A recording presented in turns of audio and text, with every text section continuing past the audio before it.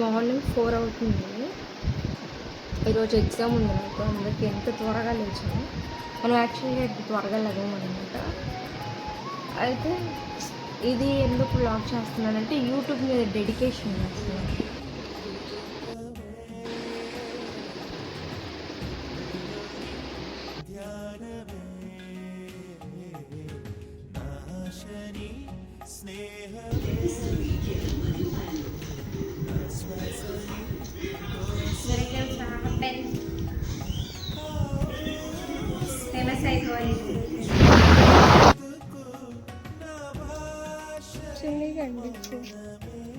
Exam అయిపోయింది guys.